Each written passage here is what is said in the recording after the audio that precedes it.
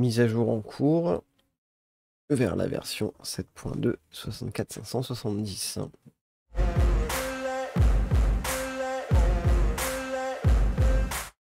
Donc bonjour à tous.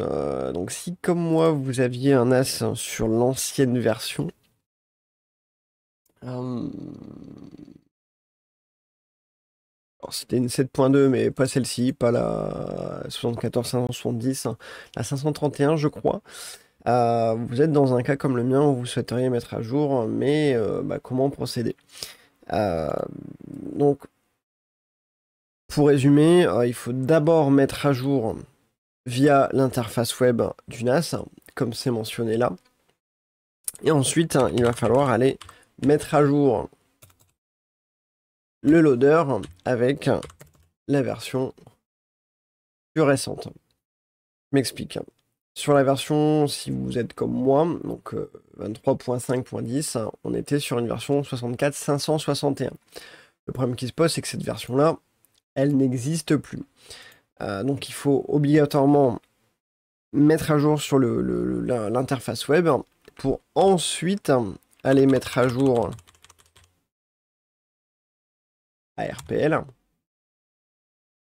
Donc sur la dernière version en date. Est-ce que je reboot? Oui. Donc ça redémarre. On configure loader. Hop. Ça va rebooter. Donc là je suis en version 23.6.7. Ce qui doit correspondre à logiquement la dernière version.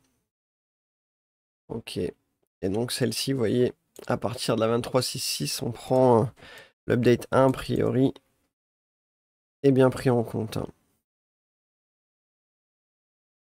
Ok, donc ça reboot. Donc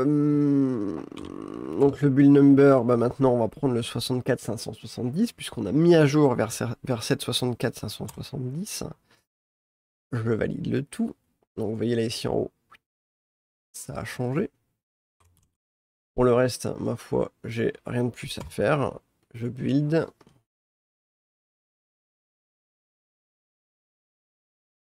Qui va chercher le patin, il va l'extraire.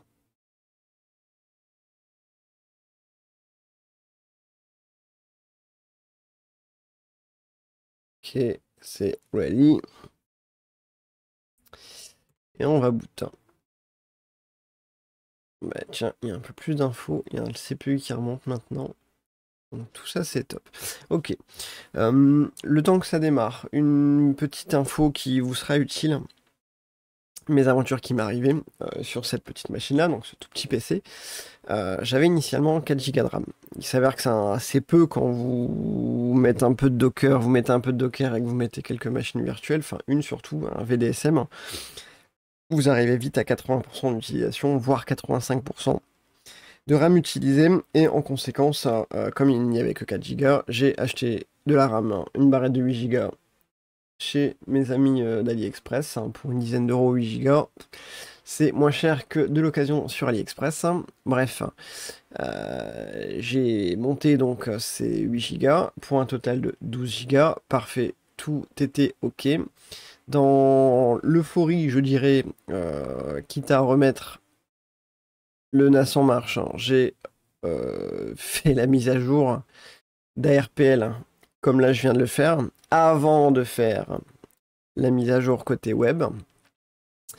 Et ben quel bordel, parce que du coup, vous ne pouvez plus revenir en arrière. Si vous souhaitez revenir sur l'ancienne version d'ARPL, donc vous la retéléchargez, vous la réinstallez, c'est très bien. Vous allez essayer de remettre votre ancienne version 62, je sais plus quoi là, 261. Et vous aurez une erreur puisque il va chercher l'archive, sauf que l'archive n'existe plus. Donc c'est bien le bordel. Donc chance pour moi, j'ai un autre serveur NAS Sino avec la même clé, la même version, tout pareil. Donc j'ai pris cette clé, j'ai démarré dessus et j'ai vérifié que ça fonctionnait. C'était le cas, donc j'ai cloné ma clé pour pouvoir ensuite travailler dessus. Mais je vous avoue que sur le coup, c'est pas forcément des plus ravis. Donc vigilance là-dessus. Grande vigilance. pour ne pas que vous soyez embêtés comme moi. Faites bien la mise à jour. À partir de l'interface web en premier, vous allez chercher le path, hein, bien évidemment. Voilà, avec le devrait bien se passer. Pour info, j'ai fait aussi un backup complet avec les nouveaux outils qu'on peut avoir sur la nouvelle version 7.2. Ça m'a permis de faire un petit test. Le temps de voir si tout ça reboot. Je vais vous montrer tranquillement.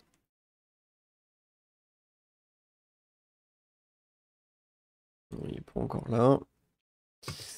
Vous avez la possibilité d'utiliser, pêche-toi,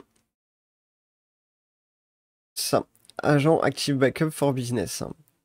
Et cette partie-là, alors oui, parce que j'ai pas sauvegardé cette version-là.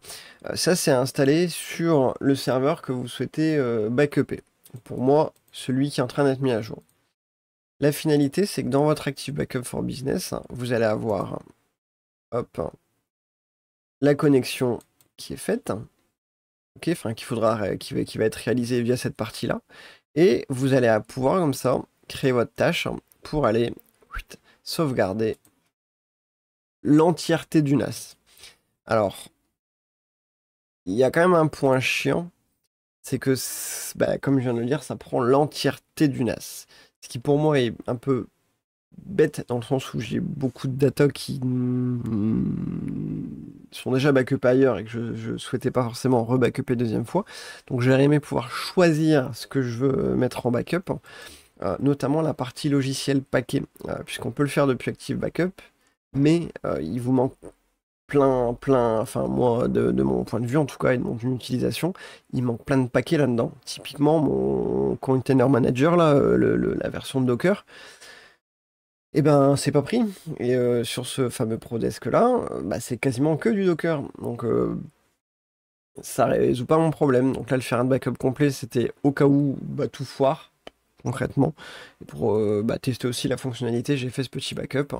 Et ma foi, si jamais il n'y a plus rien qui va, que tout est planté et que tout est pété, ça sera l'occasion de refaire un petit test là-dessus. Des fois, quand ça prend du temps comme ça, c'est pas bon signe. C'est que tout est pété. Et qu'il faut chercher pourquoi c'est pété. Bon, je crois que ça sent pas bon. Je vais fouiller un peu partout, voir si je le vois remonter. Et je vous reprends après si je trouve quelque chose. Tout de suite.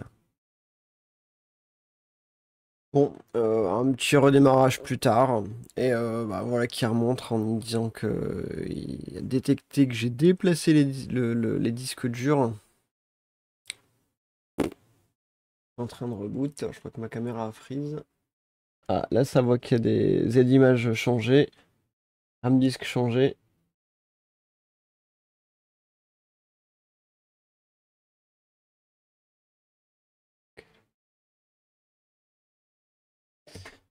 Ouais, et effectivement,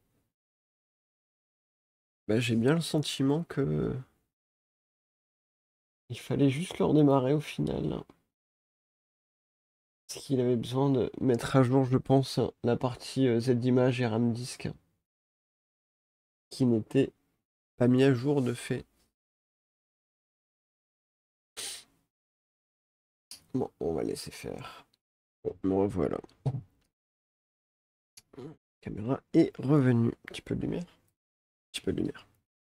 Vous voyez, je sais pas si ça se voit bien, mais on a bien les deux images, les en haut, qui dit que ça a été changé. On est bien, on est parti. Ça paraît beau. Centre d'info. Voilà, j'ai bien la 64 570 update 1 et j'ai bien désormais mes 12 Go de RAM, ce qui est parfait. Impeccable. Bon voilà un petit peu ce qu'il en est. Oubliez pas de redémarrer, hein. Finalement, c'était pas grand chose, mais bon. Faut toujours être vigilant et faire attention. Voilà, écoutez, j'espère que ça aura été utile, pertinent. Donc n'oubliez pas de le faire dans le bon sens. D'abord l'interface web, ensuite la RPL à update. Ensuite, vous faites votre build et vous le redémarrez. Et vous devriez voir au démarrage le DSM Z image changer et le DSM RAM disk changer. Voilà, bah écoutez, je pense que c'est à peu près tout pour aujourd'hui. N'hésitez pas à faire des retours dans les commentaires si vous avez besoin. J'essaye d'y répondre encore une fois avec mes connaissances. J'ai pas réponse à tout. N'hésitez pas à vous aider aussi, hein, vous avez le droit, c'est là pour ça, les commentaires. Allez, je vous en dis pas plus, je vous laisse un bon week-end et à bientôt. Salut!